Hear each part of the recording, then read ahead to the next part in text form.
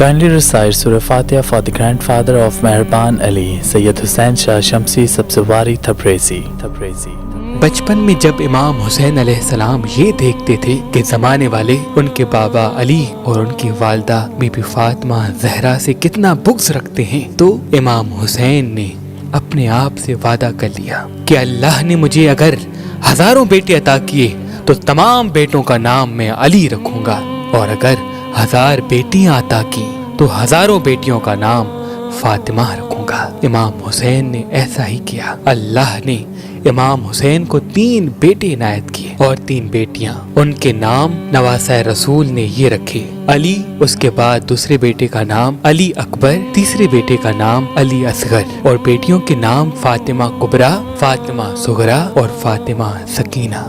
جب ایران فتح ہوا تو ایران کے راجہ یزدگرد کی ایک بیٹی تھی جس کا نام شاہ زمن تھا۔ وہ امام حسین علیہ السلام کے فضائل اور شخصیت سے کافی متاثر تھی۔ انہوں نے اپنی خواہش کو آشنا کیا کہ میری شادی نواسۂ رسول حضرت امام حسین سے کی جائے۔ تو سن 37 ہجری میں امام علی علیہ السلام نے بی بی شاہ زمن اور امام حسین علیہ السلام کا نکاح کیا۔ نکاح کے بعد امام حسین علیہ السلام نے چاہا کہ وہ انہیں شہر بانو کہہ کے بلائیں، تو تب سے آپ کی شخصیت بی بی شہر بانو کے نام سے پوری دنیا میں یاد کی جاتی ہے۔ تاریخ نے لکھا کہ آپ امام حسین علیہ السلام کی بہت زیادہ عزت کیا کرتی تھی۔ امام حسین علیہ السلام جہاں بیٹھتے تھے تو آپ ان کے قدموں میں بیٹھا کرتی تھی۔ دوسری عورتیں کہتی تھی کہ آپ تو ایران کے بادشاہ کی بیٹی ہیں اور امام حسین کی بیوی ہیں، آپ ساتھ کیوں نہیں بیٹھتی؟ تو آپ فرماتی تھی امام حسین نواسۂ رسول ہیں، فاطمہ زہرا کے بیٹے ہیں، میں ان کی کنیز ہوں۔ بالآخر حضور پاک صلی اللہ علیہ وآلہ وسلم کی رحلت کے 27 سال بعد 4 جنوری 659 عیسوی 5 شعبان 38 ہجری مدینہ پاک میں امام حسین اور بی بی شہر بانو کو اللہ نے ایک بیٹا عطا کیا، اور اس کا نام امام حسین نے امام علی کی زندگی میں ہی علی رکھ دیا۔ جیسے ہی آپ کی آمد ہوئی تو سب سے پہلے امام علی ابن ابی طالب علیہ السلام نے آپ کو اپنی گود میں لیا اور زار و قطار رونے لگے۔ امام حسین نے پوچھا، بابا جان آپ رو کیوں رہے ہیں؟ امام علی نے کہا، اے حسین، تمہارے قتل کے بعد اس میرے پوتے کو بہت تکلیفیں سہنی پڑیں گی۔ یہی کوفہ ہوگا جہاں یہ قید کر کے لایا جائے گا، اس کو پتھر مارے جائیں گے، اور یہ اکیلا نہیں، حسین تمہاری بہنیں، مائیں اور بیٹیاں بھی ساتھ ہوں گی، اور یہ قدم قدم پہ خون کے آنسو روئے گا تاکہ دین اسلام زندہ رہ سکے۔ آپ کی عمر مبارک تقریباً 3 سال کی جب ہوئی تو حضرت علی ابن ابی طالب علیہ السلام کو مسجد کوفہ میں شہید کر دیا گیا۔ آپ جناب عباس سے تقریباً 12 سال چھوٹے تھے، نہایت نفیس اور با ادب اور عبادت میں مصروف و مشغول رہتے تھے۔ آپ کے اخلاق کا عالم یہ تھا کہ ایک مرتبہ دسترخوان پہ آپ اپنی والدہ کے ساتھ کھانا کھا رہے تھے، کھانا کھاتے بھی تھے اور اپنی والدہ کے مبارک چہرے کو دیکھتے بھی تھے۔ تو آپ کی والدہ بی بی شہر بانو نے کہا، اے میرے پیارے بیٹے، مجھے بار بار دیکھ کیوں رہے ہو؟ تو امام سجاد نے کہا، میں آپ کو دیکھ اس لیے رہا ہوں تاکہ ایسا نہ ہو کہ آپ کسی چیز کو دیکھیں اور آپ سے پہلے وہ چیز میں اٹھا لوں۔ جو چیز میری ماں نہیں کھائے گی وہ چیز اس کا بیٹا سجاد کھائے گا۔ بچپن سے ہی زیادہ عبادت کرنے کی وجہ سے آپ کی پیشانی پہ سجدے کا نشان واضح نظر آنے لگا۔ آپ پوری رات سجدے میں گزارتے تھے۔ ایک مرتبہ آپ کی والدہ قریب آ کے سننے لگی تو آپ سجدے میں تھے اور آپ کے لبوں پہ یہ صدا تھی، اے اللہ یہ مسکین تیرے در پہ آیا ہے، اے اللہ یہ فقیر تیرے در پہ آیا ہے، اے اللہ یہ کمزور تیرے در پہ آیا ہے۔ آپ کی والدہ حیران ہو گئی کہ یہ 4 سال کا بچہ ایسے تڑپ کے اللہ کی عبادت کر رہا ہے، اور یوں آپ کا نام عابد پڑ گیا۔ بچپن سے ہی دکھوں اور تکلیفوں کو سہتے سہتے جب زمانہ بلوغیت تک آپ پہنچے تو سادات کا مدینے میں رہنا محال ہو گیا۔ امام حسین علیہ السلام نے اپنے اہل و عیال کو ساتھ لے کر مکے سے ہو کر کربلا کے لیے سفر کر دیا۔ رستے میں جب امام سجاد تک مسلم بن عقیل کی شہادت کی خبر پہنچی تو امام سجاد کو جلال آیا۔ امام حسین علیہ السلام نے امام سجاد کے کندھوں پہ ہاتھ رکھ کے کہا، سجاد تمہارا امتحان یہ نہیں بلکہ تمہارا امتحان تو مجھ سے بھی سخت ہے۔ میری شہادت کے بعد تمہیں اپنی ماں و بہنوں کے ساتھ قید کر دیا جائے گا، تمہیں پتھر مارے جائیں گے، باغی کا بیٹا بلایا جائے گا، تمہیں قدم قدم پہ تمام صدمات برداشت کرنے ہیں، اپنے نانا کے دین کو، اپنے بابا کی شرافت اور دادا کی صداقت کو بیان کرنا ہے۔ امام سجاد یہ سن کر دن بدن علیل ہوتے رہے، یہاں تک کہ جب آپ کربلا میں پہنچے تو آپ بستر سے اٹھ بھی نہیں سکتے تھے۔ بس وہ دن آ گیا جب ہر ایک شہید اسلام پر قربان ہو رہا تھا۔ امام حسین کے سب ساتھی اسلام پر قربان ہو گئے۔ جناب عباس نہ رہے، علی اکبر نہ رہے، شہزادہ قاسم نہ رہے، علی اصغر بھی نہ رہے۔ بس امام حسین اپنے بیٹے علی زین العابدین کے خیمے میں آتے ہیں اور کہتے ہیں سجاد اپنے بابا کا آخری سلام قبول کرو۔ امام سجاد نے کہا بابا آپ کا جسم خون میں رنگین کیوں ہے؟ امام حسین نے کہا صبح سے لے کے اب تک ایک ایک شہید کے لاش اٹھا اٹھا کے تیرا بابا غریب ہو گیا۔ امام سجاد نے کہا چچا عباس؟ امام حسین نے کہا وہ نہر کنارے سو رہے ہیں۔ علی اکبر علی اصغر سے لے کے ہر ایک اللہ کے دین پہ قربان ہو گیا۔ امام سجاد علیہ السلام نے عرض کیا بابا مجھے ایک چھڑی اور ایک تلوار دے دو۔ امام حسین نے کہا کیوں میرے بیٹے؟ امام سجاد نے کہا بابا میں بھی آپ کے قدموں پہ قربان ہونا چاہتا ہوں۔ امام حسین نے کہا تمہارا امتحان یہ نہیں، میری شہادت کے بعد تم جانو یہ بیویاں جانے۔ سجاد اپنے نانا کی صداقت کو بیان کرتے رہنا، سجاد اسلام کے پرچم کو کبھی جھکنے نہیں دینا۔ بس امام حسین علیہ السلام میدان میں گئے اور کہا میں وہی حسین ہوں جن کے لب رسول اللہ چوما کرتے تھے، میں وہی حسین ہوں جو جنت کا سردار حضور پاک فرماتے تھے، میں وہی حسین ہوں جن کو کندھوں پہ سوار کر کے رسول اللہ دکھاتے تھے۔ لیکن افسوس کوئی تیر مارتا ہے، کوئی پتھر مارتا ہے، کوئی تلوار مارتا ہے، کوئی بھالے مارتا ہے، کوئی نیزے مارتا ہے۔ تاریخ نے لکھا جس کے پاس مارنے کے لیے کچھ نہ تھا وہ کربلا کی گرم ریت اٹھا کے امام حسین کی طرف پھینکتا ہے۔ بس نواسائے رسول جب گھوڑے کی زین سے زمین پہ آیا، فوج یزید میں خوشی کا ماحول برپا ہو گیا۔ یہ منظر ایک بہن دیکھ رہی تھی۔ بی بی زینب رو کے اپنے بھتیجے سجاد کے خیمے میں آئی اور کہنے لگی سجاد اٹھو بیٹا تمہارا بابا قتل ہو رہا ہے۔ بس خیمہ ایک طرف سے اٹھنا تھا۔ امام سجاد بستر بیماری سے دیکھتے ہیں شمر امام حسین کے مبارک گلے پہ چھری رکھ کے قتل کر رہا ہے۔ آسمان کا رنگ سرخ ہو گیا، زمین تڑپنے لگی، کائنات کا ذرہ ذرہ نبی کے لال پہ سوگوار ہے۔ امام سجاد نے جب یہ منظر دیکھا تو کہیں قیامت نہ آ جائے، فوراً سجدہ شکر میں گئے اور اللہ کی نعمتوں کا شکر کیا کہ اے اللہ تیرا شکر ہے تو نے زمین پیدا کی، اے اللہ تیرا شکر ہے تو نے آسمان پیدا کیا، اے اللہ تیرا شکر ہے تو نے محمد و آل محمد کو سرخرو کیا، اے اللہ تیرا شکر ہے تو نے ہمیں اس عظیم امتحان کے لیے چنا۔ خیام جلتے رہے، بیبیاں بے پردہ ہو گئیں، لیکن امام سجاد سجدہ شکر میں مسلسل اللہ کی نعمتوں کا شکر کیے جا رہے تھے۔ بس پوری شام غریبہ سید الساجدین زین العابدین سجدہ شکر میں رہے۔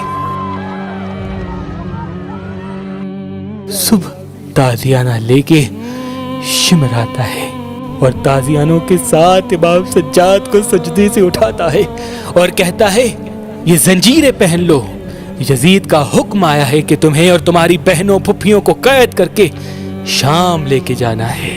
اور بس نبی کی بیٹیوں کو بے پردہ کر کے قیدی بنا کے کوفہ اور شام کی طرف لے جایا گیا۔ امام سجاد گلے میں توق، پاؤں میں بیڑیاں اور ہاتھ زنجیروں سے بندھے قیدی ہو کے چل رہے ہیں۔ نظریں اٹھائیں تو دیکھیں آگے اپنے خاندان کے تمام مردوں کے سر نیزوں پہ سوار ہے، اور اگر پیچھے دیکھیں تو اپنے خاندان کی تمام عورتیں قیدی بن کے آ رہی ہے، اور بیچ میں صابر امام علی ابن الحسین خون کے آنسو رو رو کے چل رہے ہیں۔ بیمار کربلا اگر کہیں گر جاتا تھا تو شمر تازیانہ لے کے مارتا تھا اور کہتا تھا جلدی چلو، تاکہ جلد سے جلد یہ خوشخبری دربار یزید تک پہنچے اور میں انعام لے سکوں۔ ہزاروں میل کا سفر طے کر کے شام کی طرف بڑھتے رہے۔ اونٹوں کے اوپر اماریاں نہیں تھی اور اسی وجہ سے مختلف جگہوں پہ رسول اللہ کے خاندان کے جو چھوٹے چھوٹے بچے تھے وہ گرتے گئے۔ تاریخ نے لکھا 64 بچے یا اس سے بھی زیادہ۔ جو بچہ گرتا تھا وہ اونٹوں اور گھوڑوں کی ٹاپوں کے بیچ میں مر جاتا تھا۔ بس یہ تکلیفیں سہ کے جب آل رسول شام تک پہنچے تو یزید نے کہا محمد کے گھرانے کو ٹھہرائے رکھو، میں اپنا دربار سجا لوں، میں اپنا شہر شام سجا لوں۔ آل رسول کو پتا ہونا چاہیے کہ میں کتنا بڑا بادشاہ ہوں۔ پورے شہر کو سجایا گیا۔ 3 دن تک رسول کی بیٹیوں کو شہر کے باہر ٹھہرایا گیا۔ یزید نے یہ اعلان کرایا کہ جس طرح سے عید کے دن نئے کپڑے پہنتے ہو، آج نئے کپڑے پہنو، کیونکہ باغی کو میں نے قتل کر دیا اور ان کے خاندان کو میں نے در بدر پھرا دیا۔ بس جب نبی کی بیٹیاں اور امام سجاد شام میں داخل ہوتے ہیں، ہر چوک پہ لوگ پتھر مار کے ان کا استقبال کرتے ہیں اور کہتے ہیں کہ یہ ہے حسین باغی کی بہنیں، یہ ہے حسین باغی کا بیٹا، یہ ہے حسین باغی کا خاندان۔